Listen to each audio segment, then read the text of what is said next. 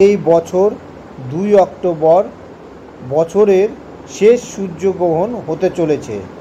এই সূর্যগ্রহণের বৈজ্ঞানিক ও ধার্মিক গুরুত্ব রয়েছে। জ্যোতিষশাস্ত্র অনুযায়ী সূর্যগ্রহণ কঙ্কন সূর্যগ্রহণ হবে।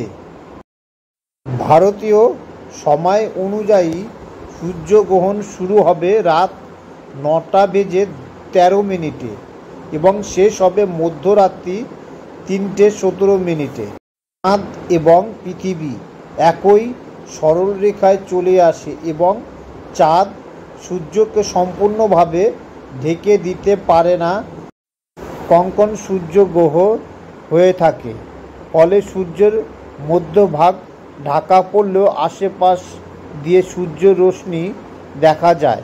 সূর্যের এই রূপকে কঙ্কন সূর্যগ্রহণ বলা হয়।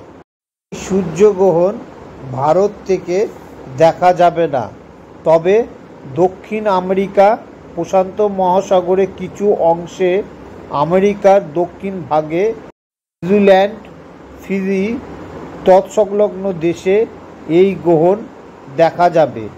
দক্ষিণ চিলি এবং দক্ষিণ আর্জেন্টিনা থেকেও দেখা যাবে। যেহেতু ভারত থেকে দেখা যাবে না এই গ্রহণ, সেহেতু সূতককালের প্রভাব পড়বে না ভারতে। কঙ্কন সূর্যগ্রহণ শুরু হবে রাত 10:21 এবং পরম গ্রাস হবে রাত 12:15। স্থায়ী হবে 7 মিনিট 25 সেকেন্ড। সূর্যগ্রহণ হবে তখন ভারতবর্ষের রাত।